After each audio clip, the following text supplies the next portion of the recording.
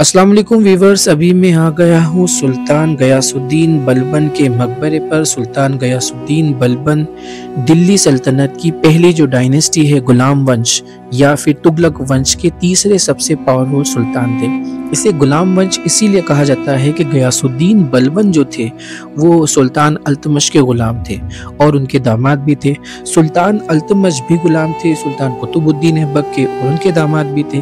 और उसी तरह से जो दिल्ली के पहले सुल्तान थे कुतुबुद्दीन ऐबक, वो भी गुलाम थे और वो गुलाम थे मोहम्मद गौरी के।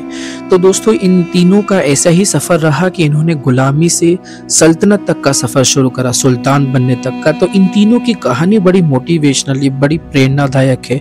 बहुत ही ज़्यादा हौसला इनसे मिलता है कि ज़िंदगी में कभी हार ना माने।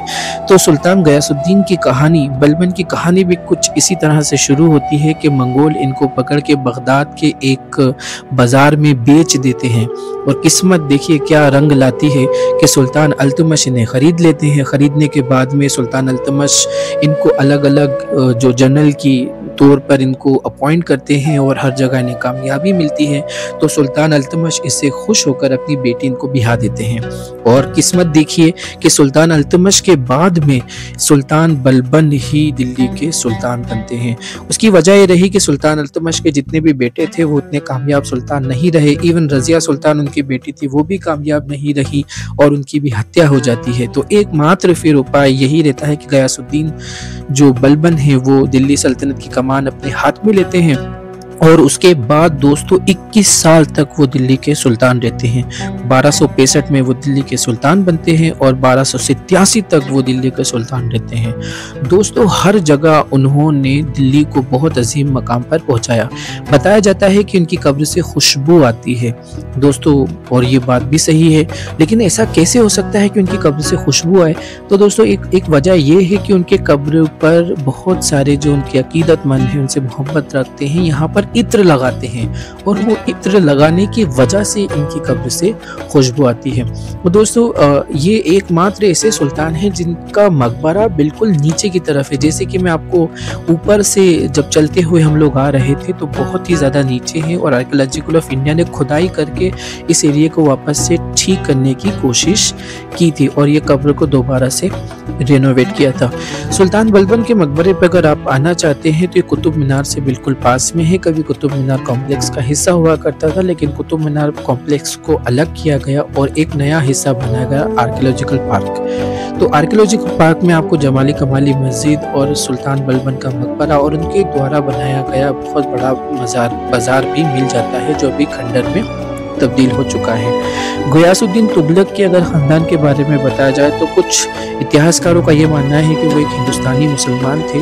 उनकी वालिदा जाट थी और उनके वालिद अफ़गान मुसलमान थे। कुछ लोगों का मानना है कि वो तुर्क और मंगोल मिश्रण जो जाति हिंदुस्तान के अंदर सेटल हुई थी उनमें से ताल्लुक़ रखते हैं। बहरहाल सबसे बड़ी बात यह है कि एक ग़ुलाम से सुल्तान बनना ये सबसे बड़ी एक प्रेरणादायक बात है और हमारी ज़िंदगी के लिए ये बहुत बड़ा एक सबक है, लेसन है, पाठ है कि ज़िंदगी में कभी हार नहीं मानना चाहिए।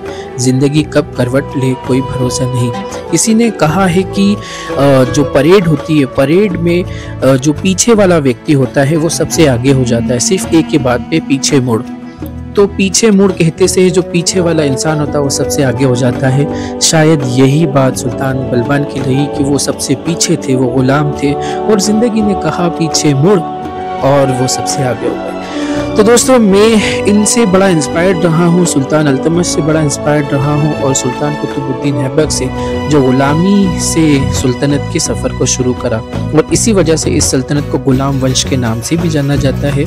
दोस्तों, इस डायनेस्टी को ममलूक डायनेस्टी के नाम से भी जाना जाता है क्योंकि सुल्तान कुतुबुद्दीन ऐबक के बारे में ये माना जाता है कि वो ममलूक सल्तनत के जो लोग हैं वहाँ से ताल्लुक़ रखते थे। सीढ़ियों से आप नीचे की तरफ आते हैं दोस्तों, देखिए आप कितनी ज़्यादा नीचे हमें आना होता है।